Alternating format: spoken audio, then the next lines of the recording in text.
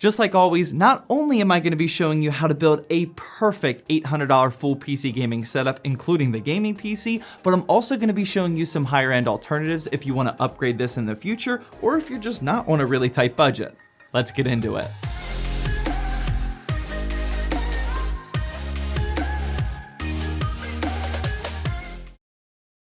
Hey, welcome to Zach's Tech Turf. As you can see, lately I've been absolutely hammering these full PC gaming setup guides, but it's for a good reason. There's just a ton of awesome peripherals and products to check out that I need to get in front of the camera. Today is no different, as we have some very nice price to performance products here, and I'm even going to be showing you how to upgrade them in the future. Every part in this setup, including the full video to the gaming PC, is linked down in the description, but before we get started, a quick word from today's sponsor. Today's video is sponsored by GVG Mall, an online key reseller with our favorite Windows 10 Pro keys. If you're looking to remove that nasty Windows 10 unactivated watermark on your latest gaming PC, head on down to the links in the description. Here you'll find a Windows 10 Pro OEM key for under 17 bucks, but we want it cheaper than that. Select buy now and enter the discount code ZTT18 for an exclusive 18% off discount, which drops the price down to just 13 bucks. Go through the rest of the purchasing options. I'd recommend PayPal, and within a minute or so you'll get your Windows 10 Pro key. Now on your PC, click start and type in activation and press enter. Choose change product key, paste in your new key, and bang, Windows 10 is now activated. This is my personal way of activating my PCs. Check out my purchased order history here, so grab a Windows 10 key for yourself with the link in the description using discount code ZTT18. Alright, so usually in these setup guides, I like to say that this setup is built around the gaming PC, but this time that is just not the case. Our ZTT Discord deals god, aka the one and only Dr. Zoomer, sniped us all an incredible Cooler Master peripheral bundle deal that I absolutely had to jump on. For those of you that don't know, by the way, Dr. Zoomer has a dedicated channel on our server where he posts the best deals throughout the day, and you have the option to turn on notifications for just his posts if you want to, and if you're in the market for a gaming PC or a full PC gaming setup, this is exactly what you should be doing to save yourself some money. Going back to that bundle though, aka the heart and soul of this setup guide, this here is what I'm talking about. I have no idea why they did this, but on Cooler Master's website they released this 3-pack including a keyboard, mouse, and headset for just $110, and you're about to see how ridiculous of a deal this was. Starting with the keyboard, which is my personal favorite of the group, this is the Cooler Master SK630, which is a 10 keyless design rocking Cherry MX low profile switches, and this usually sits for around $80 to $100 on Amazon. Yes, I said that right. This keyboard alone costs almost as much as the entire bundle, which begs the question, why would Cooler Master sell this bundle at such a low price?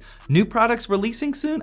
I don't know. This board is rocking a super clean brushed aluminum design, and I'm really a fan of these keycaps as they are sort of a blocky look instead of angular, I guess, and it's also a rubber grippy like material instead of the normal super smooth plasticky feel. These Cherry MX low profile switches are a linear design, and although I'm sure that this is what a ton of people prefer, I personally felt like the pressure to activate the keys is a little too high for my taste. I love how quickly you can activate a key with low profile keyboards in general, and this is why I've been gravitating towards them lately, but these switches just require a tad bit of extra pressure that I didn't really notice until typing up long documents or video scripts just like this one for example. This definitely isn't a deal breaker, but thought it was worth sharing my opinion on it nonetheless. As far as build quality goes, there's barely any flex at all to the board. The RGBs are nice and bright and can be controlled right on the keyboard pretty easily, and there's a removable USB-C cable up here at the top. Speaking of which, since like every keyboard these days has the option to upgrade a USB-C cable, I don't have any of those, so if you guys could let me know down in the comments section of some recommendations, that would be much appreciated. And finally, for those of you that need a sound test before buying, I got you covered.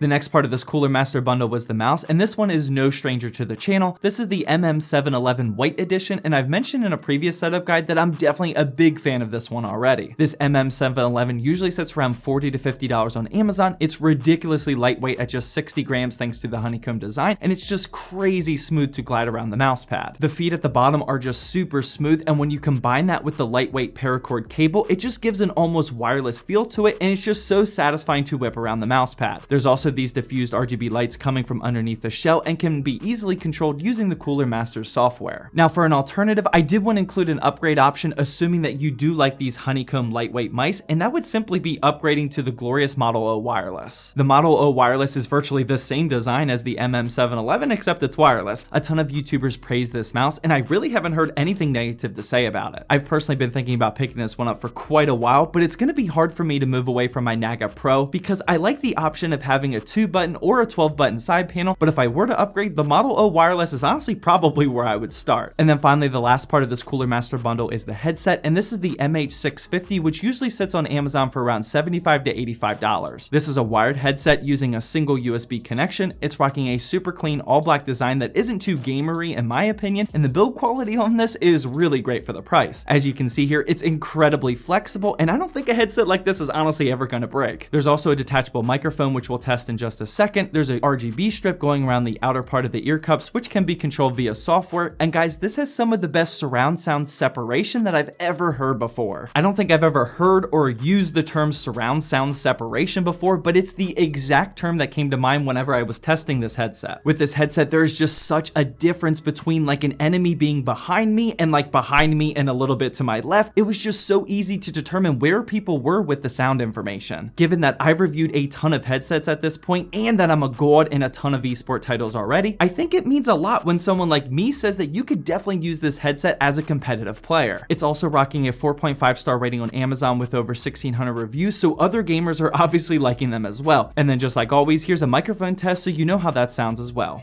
All right, we got a mic check 1, a headshot 1, a mic check 2, a headshot 2. Mic test, mic test, mic test. So yeah, that Cooler Master bundle was just obnoxious. If you bought all of these parts separately, that would cost you over $200, and I just don't know why Cooler Master sold it for $110. I'm not gonna complain though, but let's move on to this monitor. This here is the AOC 24G1A. I recently just featured this in my previous setup guide because this is simply one of the best in terms of 1080p higher refresh rate monitors for the price. It's 24 inches, 1080p, 165 hertz, 1500 R curved VA, and also rocking a 1 millisecond response time. It's also FreeSync compatible, and the range is between 48 hertz and 165 hertz, which is essentially the entire spectrum. The stand on this bad boy is as good as it gets for the price, as it has all the adjustments you need, plus it has a base mount if you do want to upgrade that part of it. If you do want to upgrade the entire monitor though, I also got you covered on that front. Because the 24G1A is pretty much as good as it gets for 1080p higher refresh rate, I wouldn't really recommend upgrading until you're ready to step in the realm of 1440p with higher refresh rates. The PC that we're using today wouldn't be great for that, as you need some serious performance, but either way, I'm gonna throw out the option here of the AOC CQ27G2. This is essentially the bigger brother of the 24G1A. This is 27 inches, 1440p, 1500 R curved, 144 hertz, and of course that 1 millisecond response time, all for a great price of just $327. Just as a quick disclaimer, the Deals God in the ZTT server has been posting a lot of 1440p, 144 hertz monitors for around the $300 price tag, so once again, the ZTT Discord server is definitely the place to be. And finally, before getting to the gaming PC, we have the mouse pad, and here I went with definitely a different option than I normally do. This here is the Atori Witcher 3 White Wolf mouse pad, and I found it on Amazon for $16. I wanted to get something that would look good with a white mouse, as a fully white mouse pad wouldn't look that great with this, and this one looks pretty awesome in my opinion. It's not very big at only 10 by 12 inches, but it's certainly a good option if you aren't into those XXXXL extended mouse pads like I usually show on these videos. Keep in mind that for $16, you could afford one of those extended long gaming mouse pads, but this is just going to come down to personal preference. But honestly, every single thing in this video is going to come down to personal preference, so let's just move on to the gaming PC. This here was recently featured in my $550 gaming PC build guide video, and if you haven't checked out that video already, I would highly recommend that you do. Not only do I go over every single part in that video, but I also benchmark it with like 10 different games, and there's a ton of useful information over there. Also, just as a heads up, if you haven't seen already, over in our Discord server, we now have a build guides channel where we post new build guides every single week using only in-stock parts, and this way you know you're getting the latest recommendations recommendations for things that you can actually buy today. I'll say it one more final time for this video, the ZTT Discord server is just the place to be, man, plain and simple. For a very quick rundown of the parts for this build, that PC is rocking an i3-9100, MSI Mech OC RX 5500 XT 8GB GPU, 16GB of Crucial Ballistics RAM, and that's all inside this $50 Deepcool MeCube 110 white case, which I absolutely love for that price point. For some quick benchmarks, in Call of Duty Black Ops Cold War in 1080p low, it got 134 FPS, Assassin's Creed Valhalla in 1080p medium settings got 63 FPS, CSGO in 1080p Pro settings got 223, and finally Fortnite in 1080p Pro settings got 146. This was honestly one of the best price to performance full PC gaming setup guides that I've ever done before. Big thanks to Cooler Master for that just stupid deal over there, but chances are if you're shopping for a full PC gaming setup, you should watch even more videos than this one. I got you covered with the video that's on the screen now, but just like always, I hope you enjoyed this video.